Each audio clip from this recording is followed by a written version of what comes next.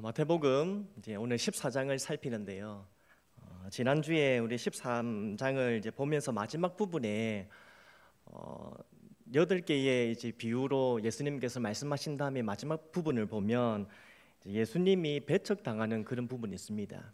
예수님께서 공생에 사역하시면서 많은 배척을 당하셨는데 13장 마지막 부분을 보니까 고향 나사렛에서 또 하나님 말씀을 가르치는데 고향 사람들의 반응이 싸늘한 겁니다.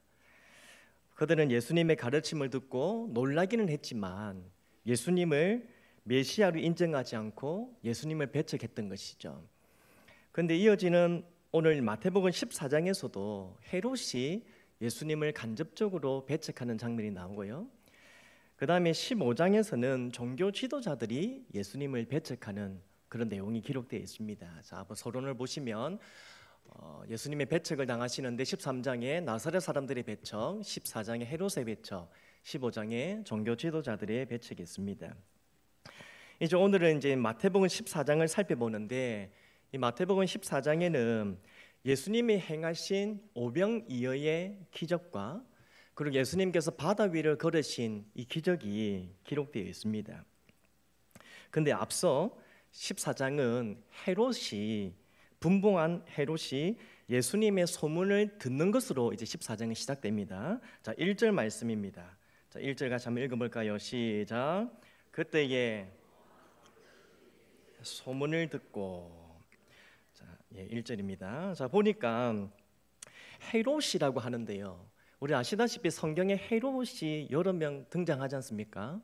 근데 아시는 것처럼 여기 헤롯은 마태복음 2장에 등장하는 헤롯 대왕이 아니죠. 여기 있는 이 헤롯은 헤롯 대왕의 아들인 헤롯 안티파스를 가리킵니다.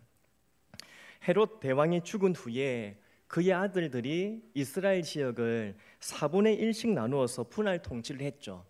그때 이 헤롯 안티파스는 갈릴리와 베레아 지역을 통치하였습니다.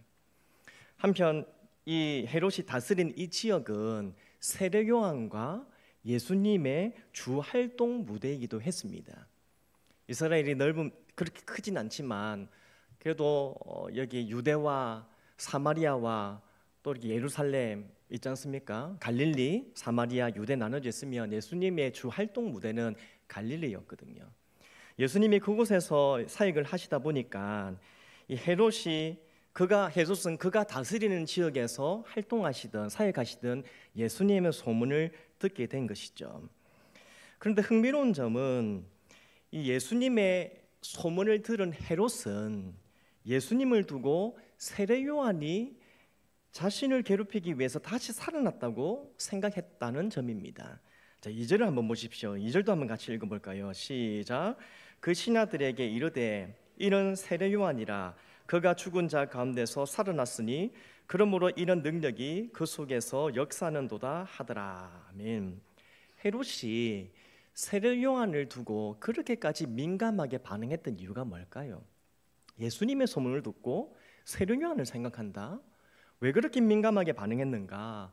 그것은 바로 과거에 있었던 헤로디아의 일 때문입니다. 그 사건이 그러면 헤로디아의 일이 무슨 사건인가?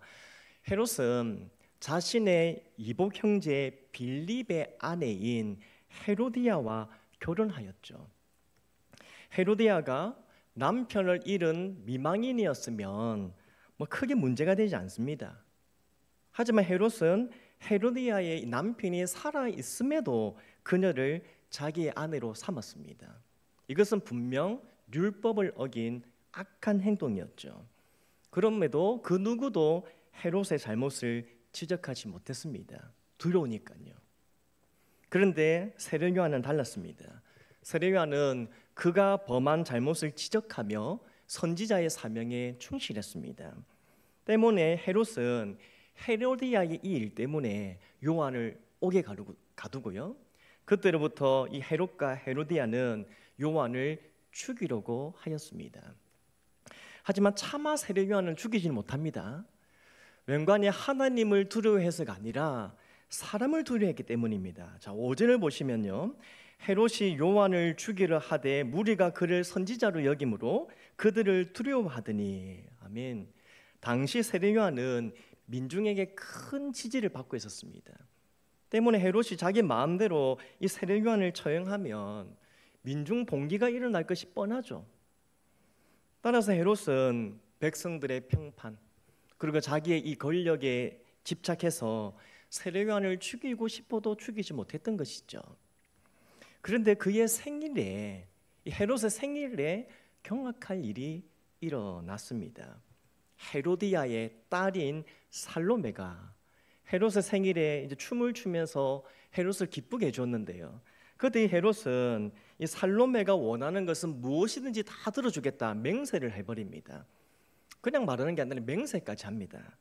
이때 살로메가 요구한 게 뭡니까? 어머니의 사주를 받아가지고 세례 요한의 목을 주소서 그렇게 요구하죠. 이 살로메의 요구로 이 헤롯은 참으로 곤란에 처하게 되었습니다. 이도 저도 할 수 없는 이 상황. 하지만 헤롯은 사람들 앞에서 자신의 체면을 세우기 위해서 결국 세례 요한을 죽이고 맙니다. 자, 9절을 보시면요. 왕이 근심하나 자기가 맹세한 것과 그 함께 앉은 사람들 때문에 주라 명하고, 이렇게 참 선지자였던 세례 요한은 악랄하고 어리석은 헤롯에 의해 죽임을 당하게 되었습니다. 따라서 이러한 헤로디아의 일로 인해서 헤롯은 세례 요한이 다시 살아나서 나를 괴롭히려 한다 그렇게 생각하고 다시 그를 배척하려고 하였던 것이지요. 자, 그렇다면 이제 보십시오.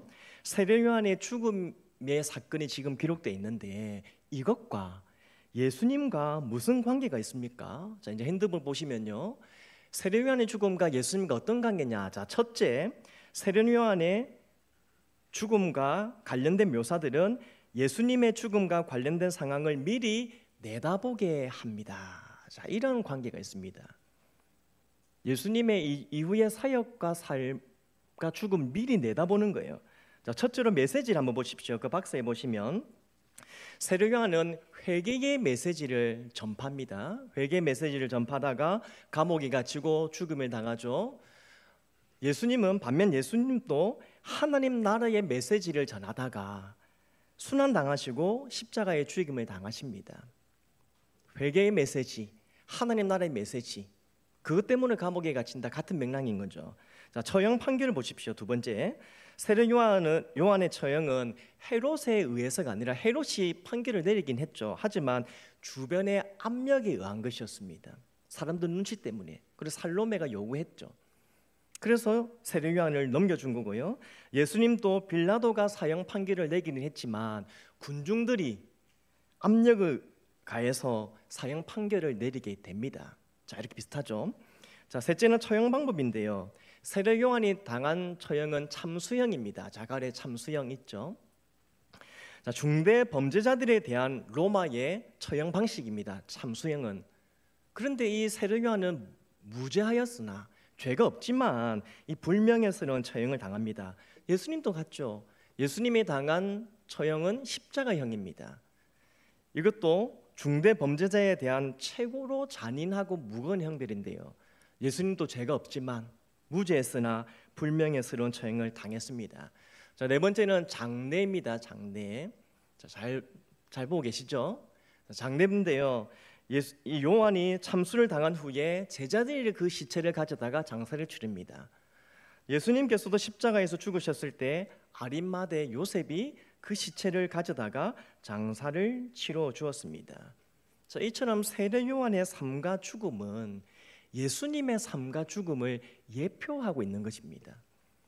세례 요한이 그렇게 회개 메시지를 전하다가 무죄했지만은 참수형을 당하고 고난받는 이런 일을 겪었는데요. 이후에 예수님이 그렇게 사시고 고난당하시고 죽는 이것을 내다보게 해주는 것이죠. 자, 둘째로 어떤 관계가 있는가? 두 번째는 세례 요한을 배척한 것은 예수님을 배척한 것을 의미합니다. 자, 두 번째 괄호는 배척입니다. 세례 요한의 사명이 뭡니까? 예수님의 길을 전하는 겁니다. 자신의 명예와 자신의 성공, 자신의 어떤 권력 이게 아니죠. 예수님을 전한, 예수님의 길을 예비하는 것. 이게 세례 요한의 사명입니다. 따라서 세례 요한을 배척한 것은 예수님을 배척한 거나 다름없는 것이지요. 마태복음 2장에서 헤롯 대왕이 온 세상의 구주를 오신 예수님을 영접하지 않고 죽이려고 한 것처럼 이제 그의 아들 헤롯 안티파스도 세례 요한을 죽일 뿐 아니라 예수님까지 배척하고 있는 것입니다. 사실 헤롯이 예수님에 대해서 세례 요한을 떠올렸다는 것, 세례 요한을 떠올리면서 두려움에 빠졌다는 것은 한편으로 보면 하나님이 주신 기회입니다. 무슨 기회입니까? 회개할 수 있는 기회를 얻게 된 것이죠. 따라서 하나님의 심판의 메시지가 들릴 때 어떻게 해야 되겠습니까? 그 두려움을 회개의 기회로 삼으면 됩니다. 세례 요한을 통해서 회개의 메시지를 듣고 회개치 않고 그렇게 지나다가 이제는 예수님이 사역하시는 소문을 듣고 세례 요한이 다시 살아났나 그렇게 가지고 두려움에 빠질 정도가 되었으면 하나님이 나에게 말씀하시는 것 같다 그렇게 생각하고 회개해야죠. 잘못을 지적하는 메시지를 들으면 귀를 닫고 피할 것이 아니라 회개하면 됩니다. 나에게 잘못을 지적하는 사람을 제거하려고 하지 말고 하나님의 음성을 듣고 회개하면 되는 것이죠. 그러면 하나님의 용서를 경험하게 되는 줄 믿으시길 바랍니다. 사랑하는 성도 여러분, 오늘날 우리들도 하나님의 말씀 앞에 어떻게 반응해야 할지 선택해야 합니다. 하나님의 말씀 앞에 귀를 닫을 것인지 회개할 것인지, 하나님께서 나에게 말씀하시는데 그 말씀을 듣고도 피할 것인지 회개할 것인지 선택해야 합니다. 솔직히 하나님의 말씀이 우리의 심령을 찌르면 때로는 부끄럽고요, 때로는 두렵고 피하고 싶기도 하지요. 하지만 그렇게 한다면 우리의 영혼은 사는 것이 아니라 죽게 될 것입니다. 바라기는 하나님의 용서를 얻고 우리 영혼이 회복되는 길은 하나님의 말씀을 겸손히 듣고 회개하는 길밖에 없음을 믿고 오늘 우리 모두가 하나님의 말씀 앞에서 겸손히 반응하는 우리 모두가 되기를 간절히 소망합니다. 자, 이제 13절에서 21절까지 내용을 보시면 이제 오병이어로 5천 명을 먹이신 사건이 기록되어 있습니다. 세례 요한의 죽음에 대해서 들으신 예수님은 헤롯의 박해를 피해서 빈들로 가셨습니다. 그런데 빈들이라고 해서 편안히 쉴 수 있었던 것도 아닙니다. 왜냐하면 예수님을 만나기 위해서 많은 무리들이 몰려들었기 때문이죠. 많은 사람들이 모여든 그 빈들에서 예수님이 무엇을 하셨습니까? 소위 오병이어의 기적을 행하셨습니다. 자, 이 오병이어의 기적은 사복음서에 다 기록되어 있는 유일한 사건입니다. 사복음서에 모두 다 기록되어 있는 사건은 이 오병이어 사건밖에 없습니다. 그만큼 중요하다는 거죠. 그럼 이 사건을 통해서 하나님께서 우리에게 주시고자 하는 메시지는 무엇입니까? 자, 핸드폰 보시면요, 첫째, 예수님은 이스라엘의 구원자라는 사실을 보여줍니다. 오병이어 이 사건은 예수님은 이스라엘의 구원자다.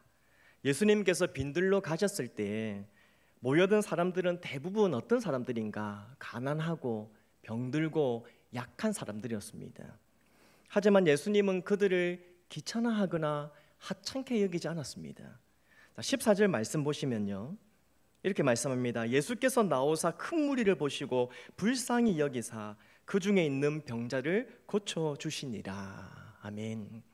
주목할 부분은 예수님께서 큰 무리를 보시고 어떻게 하셨다고요?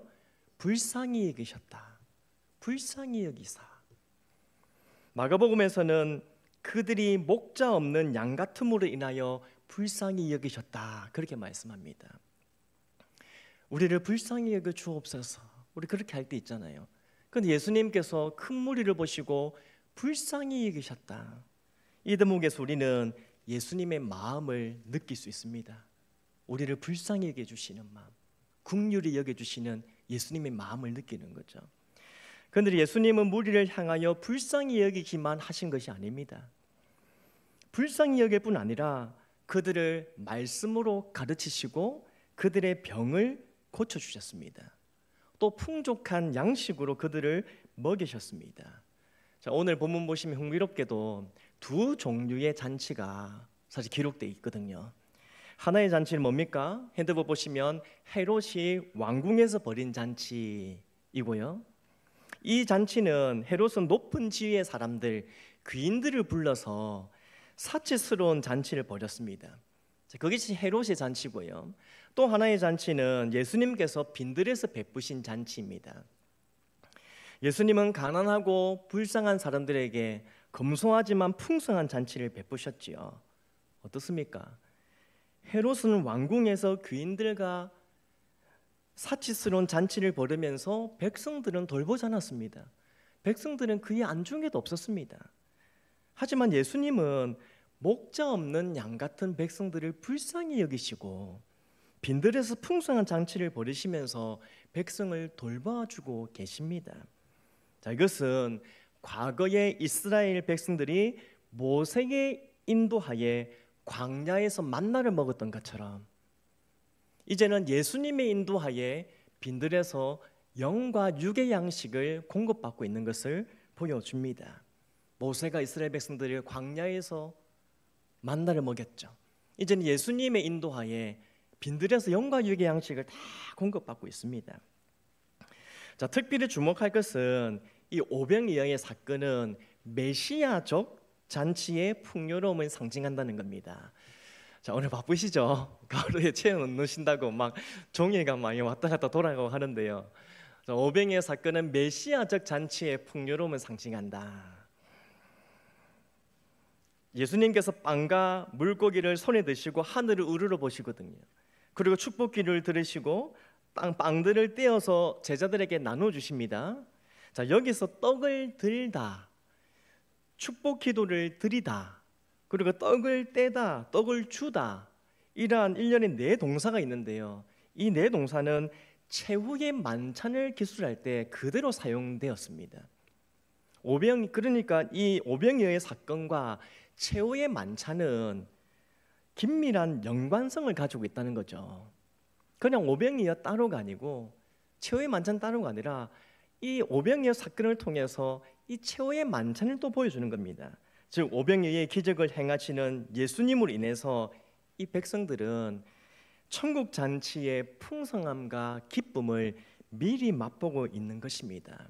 자, 이로써 예수님은 자신이 온 인류를 구원할 진정한 구원자이시며 그리고 우리 인생의 모든 필요를 채울 수 있는 참된 목자이신 것을 보여주셨습니다. 그래서 이 오병이어의 사건은 예수님이 구원자시다.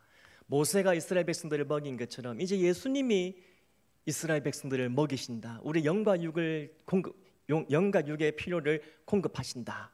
우리의 구원자다. 이렇게 볼 수 있죠. 자, 두 번째로 이 오병이어에 섞인 두 번째 교훈은 예수님의 재창조의 능력을 보여줍니다. 자, 재창조입니다. 두 번째 가루는 15절을 보시면요, 제자들이 예수님께 그렇게 말하죠. 무리를 보내어서 마을에 들어가 먹을 것을 사 먹게 하소서, 그렇게 제안합니다. 자, 그러자 예수님께서 제자들에게 무엇을 하십니까? 16절 말씀입니다. 같이 한번 읽어봅니다. 16절 시작. 예수께서 너희가 먹을 것을 주라. 아멘. 너희가 먹을 것을 줘라. 그랬더니 제자들이 당황해하면서요, 우리에게 있는 것은 떡 5개와 물고기 2마리뿐입니다. 이렇게 대답합니다. 여기서 떡은 커다란 빵 덩어리가 아니고요, 작은 호밀빵이고요, 물고기도 말린 작은 생선입니다. 이것은 한 어린 소년이 먹을 정도의 양밖에 되지 않습니다. 그래서 제자들은 우리에게 있는 것은 떡 5개와 물고기 2마리뿐입니다. 2마리나 됩니다가 아니고 2마리뿐입니다. 그렇게 하죠. 그 말은 우리가 가진 것이 너무 적어서 이 큰 무리를 먹일 수 없습니다. 이 일은 불가능한 일입니다. 이렇게 말하고 있는 것입니다. 이걸 할 수가 없다 이거죠. 자, 그러자 예수님께서 오병이어를 가지고 하나님께 감사기도를 드리시고 사람들에게 나눠주셨습니다. 놀랍게도 오병이어로 남자만 몇 명 먹이신다고요? 5,000명. 예, 그 먹인 인원 나오죠. 만약 여자와 아이들까지도 포함했다면 2만 명 정도 되는 사람들을 먹인 것으로 추정됩니다. 15,000명에서 2만 명 이렇게 이야기하는데요, 그 정도 먹였을 것이다. 자, 더 놀라운 것은 뭐냐? 그 많은 사람들이 어떻게 먹였습니까? 배불리 먹고요. 우리가 김밥 한 줄 사와가지고 한 알씩 먹고 이게 아니고요, 먹고 싶은 만큼 배불리 먹고, 그럼에도 다 먹고도 남은 것이 12바구니에 가득히 남겼다고 그렇게 말씀합니다. 자, 20절과 21절 말씀인데요, 20절과 21절 말씀도 함께 읽어보겠습니다. 시작. 다 배불리 먹고 남은 조각을 12바구니에 차게 거두었으며 먹은 사람은 여자와 어린이 외에 5,000명이나 되었더라. 아멘. 믿으시십니까? 아멘입니까? 이 무슨 말입니까? 처음 가졌던 것보다 더 많이 남겨졌다 이겁니다. 그냥 김밥 10줄 사와가지고 나눠 먹고 3줄 남은 것이 아니고요, 김밥 10줄 사와가지고 우리가 다 나눠 먹는데 배불리 먹고요, 100줄 남겼다고요. 10줄인데 100줄이 됐다고요. 이것이 바로 예수님의 행하신 재창조의 능력을 말하는 겁니다. 우리로서는 할 수 없는데 하나님은 창조주 하나님이시기에, 우리 하나님은 무에서 유를 창조하시는 기적의 하나님이시기에 가능한 것이죠. 제자들이 불가능하다고 생각한 것을 전능하신 예수님은 가능케 하셨습니다. 바라기는 사람으로서는 안 될 일이지만, 우리로서는 할 수 없는 일이지만, 예수님은 모든 일이 가능한 줄 믿고 그 믿음으로 살아가는 우리 모두 되기를 간절히 소망합니다. 오병이어의 사건에 담겨있는 세 번째 교훈은 제자들이 감당해야 할 뭘까요? 사명을 일깨워 주셨다는 겁니다. 예수님의 3대 사역이 뭡니까? 지금 계속 살폈죠. 예수님의 3대 사역: 가르치시고, 전파하시고, 고치시고. 가정고입니다. 가정고. 가전제품 아니고 가정고. 가르치시고, 전파하시고, 고치시고. 자, 이 사역은 예수님만 하실 사역이 아니라 예수님을 믿고 따르는 제자들에게 맡기신 사역입니다. 예수님을 믿고 따르는 하나님 백성들에게 맡긴 사역입니다. 때문에 16절 보시면 예수님은 제자들에게 너희가 먹을 것을 주라 이렇게 하죠. 너희가 줘라. 즉 예수님은 자신이 떠나신 이후에 제자들이 해야 할 사명이 무엇인지를 일깨워 주는 겁니다. 너희가 할 일이 무엇인지. 그리고 하나님 나라를 위한 사역에 동참시켜주고 계십니다. 자, 이제 가로 보십시오. 너희가 먹을 것을 주라, 이게 어떤 의미인가? 하나님 나라를 위한 사역에 동참시켜 주시고요, 동참시켜 주십니다. 자, 그런데 예수님께서 제자들에게 기대하신 것, 하나님 나라의 사역에 동참시켜 주시고 너희가 먹을 것을 주라고 사명을 일깨워 주셨는데, 예수님의 제자들에게 기대한 것은 그들이 가진 능력이 아닙니다. 예수님은 제자들의 능력을 보고자 한 것이 아니라 그들의 믿음과 뭘 보기 원하셨다고요? 헌신을 보기 원하신 겁니다. 솔직히 제자들이 가진 것으로 뭘 할 수 있겠습니까? 무슨 큰 일을 하겠습니까? 그들이 가진 소유, 그들이 가진 능력에는 분명 한계가 있지요. 하지만 적은 소유라도 주님께 드려지고, 보잘것없는 작은 능력이라도 주님의 손에 들려지면 주님께서 그들을 통해서 큰 일을 이루어 주시는 것입니다. 따라서 중요한 것은 하나님께서 하실 것이니까, 중요한 것은 능력의 크기가 아니라 헌신의 크기입니다. 능력이 얼마나 크냐, 내가 얼마나 큰 일을 할 수 있냐, 이것이 중요한 것이 아니라 주님을 향한 헌신된 마음이 얼마나 크냐, 얼마나 헌신할 것인가, 이것이 더 중요합니다. 사랑하는 성도 여러분, 하나님은 우리에게 이러한 양식을 공급해 주시는 아버지이십니다. 우리는 하나님 아버지께서 주시는 것을 날마다 누리며 살아가고 있지요. 오늘 또 이러한 양식을 먹이시는 그 은혜를 누리고 살아가고 있습니다. 자, 우리가 그 은혜를 받았기 때문에 하나님이 이제 우리에게 말씀하시죠. 하나님께로부터 받은 것을 나누어라고 하십니다. 하나님의 사랑과 돌보심의 은혜를 나 혼자 누리는 것으로 끝나지 말고 그 사랑과 은혜를 나누는 헌신된 삶을 살라고 말씀하십니다.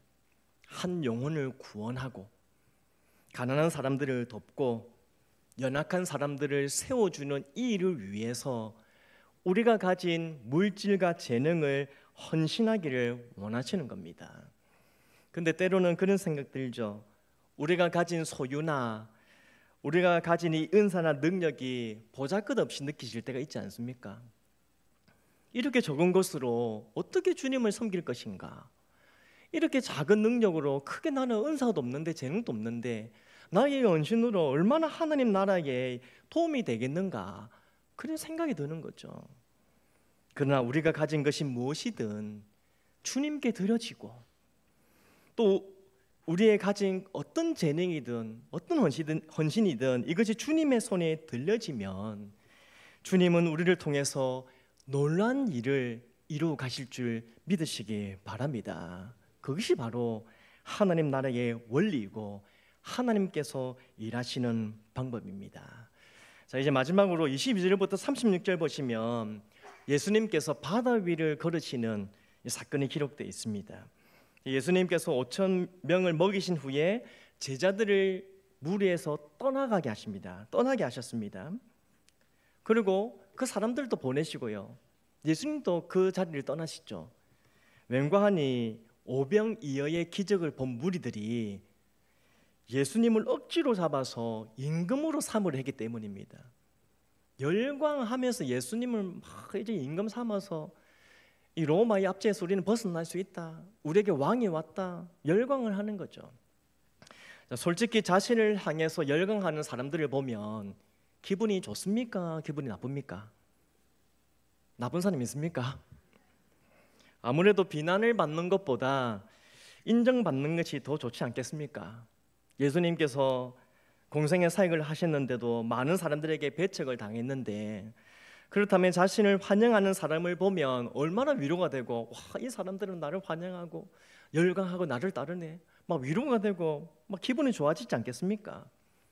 하지만 예수님은 사람들의 열광과 인기에 취해 있지 않으셨습니다. 예수님은 오히려 사람들의 열광을 뒤로하고 하나님께로 나가셨습니다. 자, 23절 말씀 같이 한번 읽어보겠습니다. 시작. 무리를 보내신 후에 저물매 거기 혼자 계시더니 아멘. 보십시오. 예수님은 사람들을 떠나 홀로 하나님과 교통하는 시간을 가졌습니다. 예수님께서 밤새 기도하시면서 세상의 인기로 인해서 없는 사람의 위로를 받은 것이 아니고 하나님이 주시는 위로를 받은 것이죠. 자신을 위해 편한 길을 선택하지 않고 온 인류를 구원하기 위해 고난의 길을 걸어가는 이 하나님의 사명을 다시 붙잡았습니다. 기도를 통해서요. 그리고 육신의 한계를 넘어서 하나님의 뜻을 행할 힘도 공급받으셨습니다. 그렇습니다. 이것이 바로 하나님의 뜻을 이루기 위한 사명자가 살아가는 방법입니다. 하나님 나라의 일꾼들은, 교회의 봉사자들은, 하나님 영광 위해서 살아가는 사람들은 하나님과 독대하며 기도해야 되고요. 이 기도를 통해서 영적 능력을 충전하고 다시 하나님의 뜻을 분별하고 그리고 하나님의 뜻을 행할 힘을 얻는 시간을 가질 수 있어야 하는 것입니다. 자, 한편 예수님께서 기도하시고 이 영적 충전을 가지시고 이제 나오시는데요. 한편 그 시각에 제자들은 바다에서 풍랑을 만나서 힘든 시간을 보내고 있습니다. 자, 그때 바다에서 풍랑을 만나서 제자들이 힘겨운 시간을 보내고 있을 때에 예수님이 제자들에게 나오시죠. 어떻게 나오십니까? 바다 위를 걸어서 나오십니다. 25절 보니까 밤 사경에 예수께서 바다 위로 걸어서 제자들에게 오시니, 여기서 밤 사경은 새벽 3시부터 6시까지의 시간입니다. 새벽 3시 깜깜하죠. 깜깜한 그 시간에 사람의 형체로 보이는 한 존재가 이 바다 위를 육지같이 걸어서 나오는데 놀라지 않을 사람이 있겠습니까? 배를 타고 바다를 가는데 깜깜해요. 그런데 이 바다 물속에 사람이 빠져 있는 게 아니고 바다 위에 사람이 걸어오고 있으면 깜짝 놀랄 일이죠. 이게 뭔가? 그래서 26절 보니까 제자들이 유령인 줄 알고 무서워 소리 지르었다고 하죠. 자, 그때 이제 제자들에게 예수님이 즉시 제자들에게 말씀하십니다. 27절 말씀, 27절 같이 한번 읽어봅니다. 시작. 예수께서 즉시 이르시되 안심하라 나니 두려워하지 말라. 아멘. 말씀 자체가 은혜로 와서 그런지 오늘 읽은 말씀 중에 제일 크게 하시네요. 한 번 더 해볼까요? 시작. 예수께서 즉시 이르시되 안심하라 나니 두려워하지 말라. 아멘. 어떻습니까? 주님의 음성이 너무 좀 위로가 되지 않습니까? 우리에게 하시는 말씀으로 안심하라 나니 두려워하지 말라. 다행히도 예수님의 음성을 듣고 제자들은 예수님인 줄 깨달았습니다. 아, 예수님이신갑다. 근데 이제 흥미로운 것은요, 베드로가 예수님께 이런 이야기합니다. 주여 만일 주님이시거든 나를 명하사 물 위로 오라 하소서. 충동적인 제안을 하고 있죠. 자, 이것은 베드로의 가로 한번 보십시오. 이제 핸드북 있습니다. 급한 성격을 보여주는 것이 아니고요. 자, 베드로의 급한 성격을 보여주는 게 아니라 그가 얼마나 예수님을 사랑하는지 보여주는 겁니다. 베드로는 주님이시거든 나를 명하사 물 위로 오라 하소서.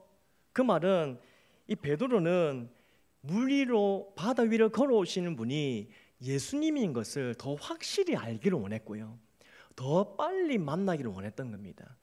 그만큼 예수님을 사랑해서 빨리 만나고 싶었던 거죠.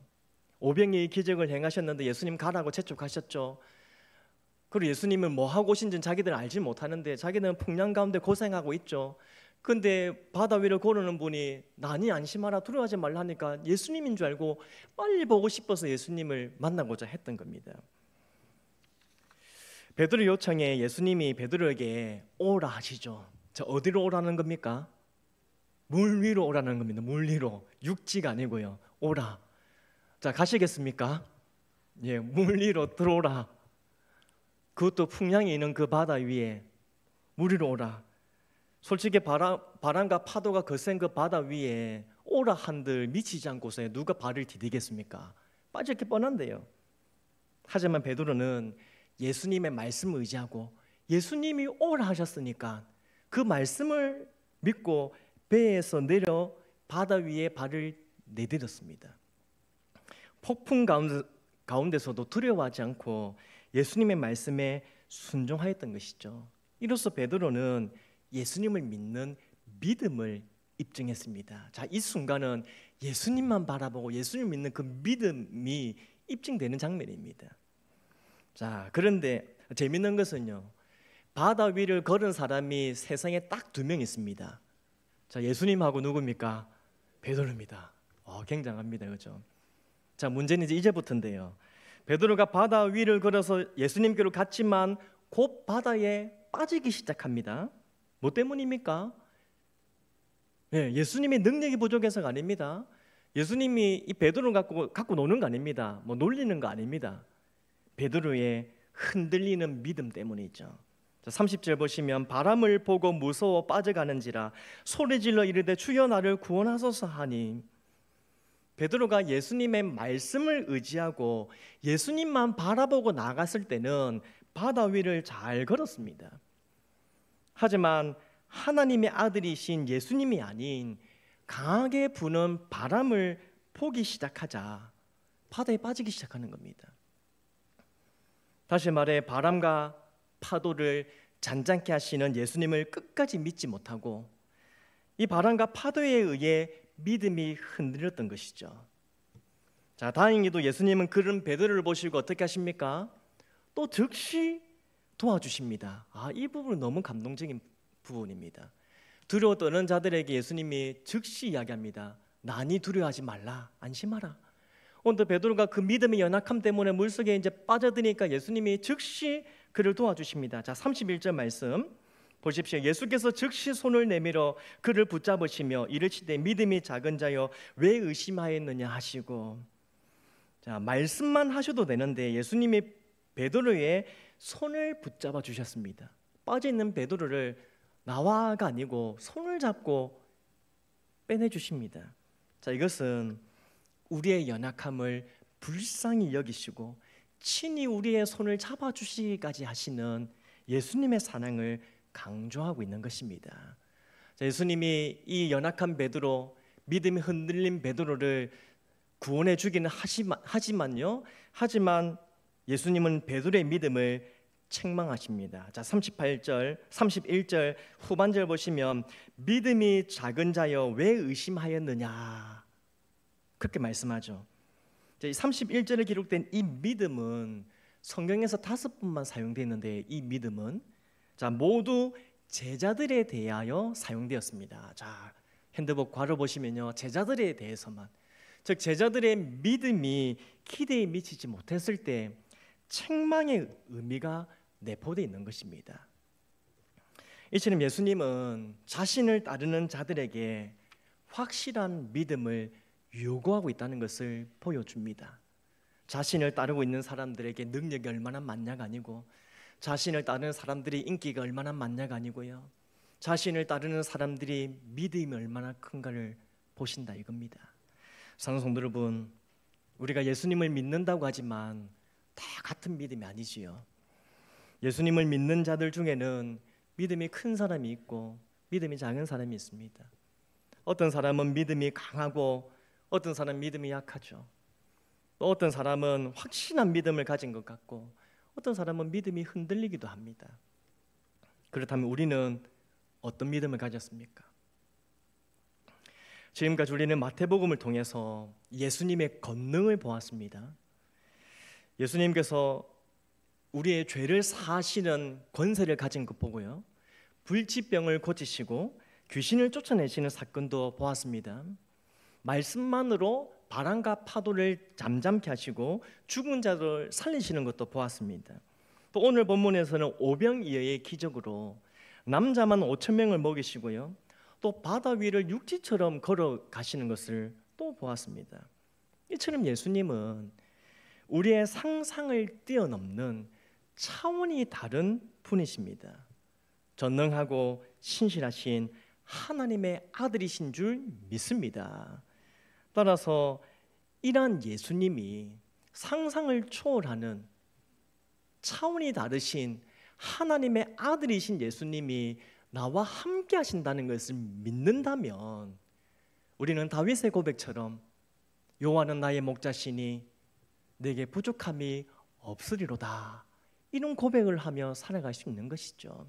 차원이 다른 예수님이 나와 함께 하시고 나를 도와준다는 것을 믿는다면, 그것을 확실히 믿는다면 우리의 한계, 우리의 경험, 우리의 가진 그 능력을 뛰어넘어서 더 크고 놀라운 하나님 역사를 경험하게 될 줄 믿습니다.